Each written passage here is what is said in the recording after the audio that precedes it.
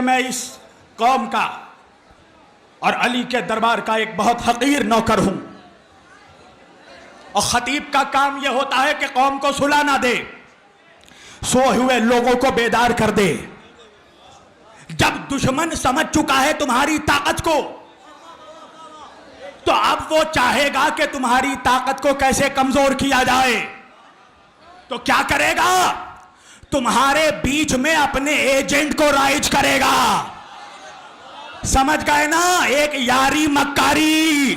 समझ गए, समझ गए, समझ गए।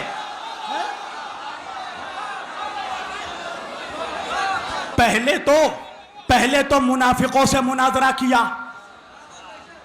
और खूब मुनाजरा किया। मुनाजरा करके अली वालों के दिलों में जगह बनाया। इसलिए किया ताकि हमारा हीरो बन सके, और फिर हीरो बनने के बाद महाराजे को गाली देने लगा। तवज्जो। तो आप समझ लो कि तुम्हारे दरमियान भी एजेंट पैदा किए जा रहे हैं।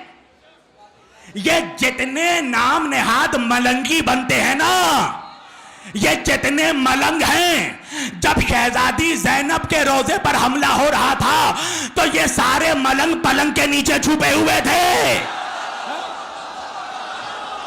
वजह यह है कि ये जितने बोकस मलंग हैं, ये फेसबुक के हीरो हैं, इंस्टाग्राम के हीरो हैं, व्हाट्सएप के हीरो हैं, खामनाई मैदान का हीरो, हिजबुल्लाह मैदान का हीरो। दोनों हाथ उठाकर नारा हैदरी। तवज्जो। ये वक्त सोने का नहीं है। दुनिया तुम्हें सुलाना चाहती है।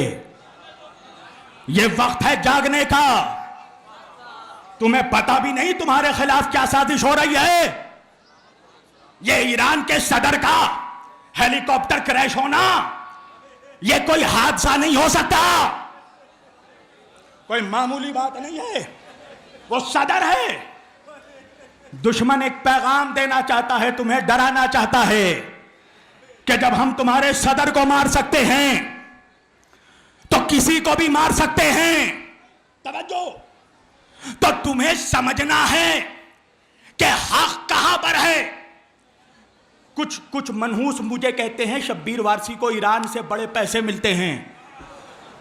अगर पैसे मिलते हो तो मुझ पर लानत, और नहीं मिलते हो तो जो बकवास कर रहा है उस पर लानत। तवज्जो। मुझे ईरान से पैसे नहीं मिलते, मगर मैं जानता हूं कि ईरान हक पर है। वजह क्या है? मैं किसी मुल्ला की नहीं, अपने मौला की मानूंगा। मेरा मौला कहकर चला गया कि अगर कोई ऐसा जमाना आ जाए कि हक का पहचानना मुश्किल हो जाए, तो फिर यह देखना कि सारी बातिल ताकतें एक साथ किसके खिलाफ खड़ी हैं।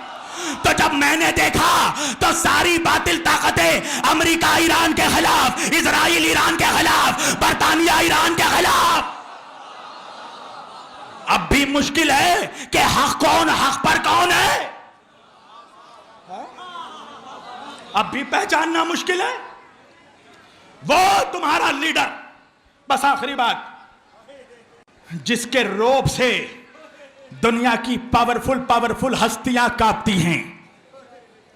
दुनिया के सबसे बड़े मैगजीन ने, फोर्ब्स ने अभी बताया, नाम पेश किया कि दुनिया का इस वक्त सबसे ताकतवर इंसान कौन है।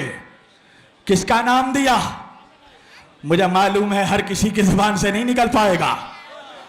खामनाई। कौन है खामनाई? बताऊं? व्लादिमीर पुतिन, रशिया का प्रेसिडेंट। यह वो शख्स है कि ओबामा के दौर में और ट्रंप के दौर में जिसे दुनिया का सबसे ताकतवर इंसान बताया गया था। तुम जाकर तमाम चैनलों को देखना, यह रशिया का प्रेसिडेंट व्लादिमीर पुतिन जब भी किसी दुनिया के बादशाह के सामने, किसी मुल्क के प्रेसिडेंट के सामने बैठता है तो वो यूं बैठता है, इस तरह गुरूर में बैठता है।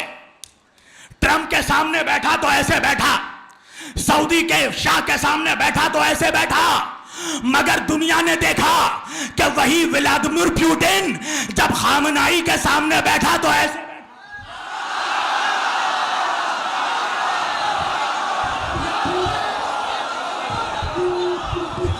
बैठा। उस पुतिन से पूछा गया कि आपका ये बॉडी लैंग्वेज चेंज क्यों हो गया, आप खामनाई के सामने झुक कर क्यों बैठे?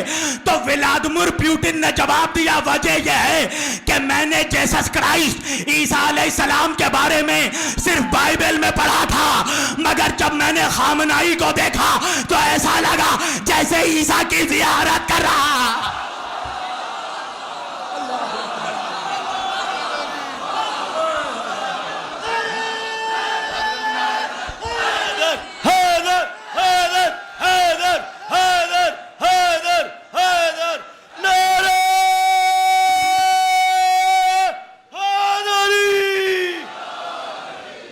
No!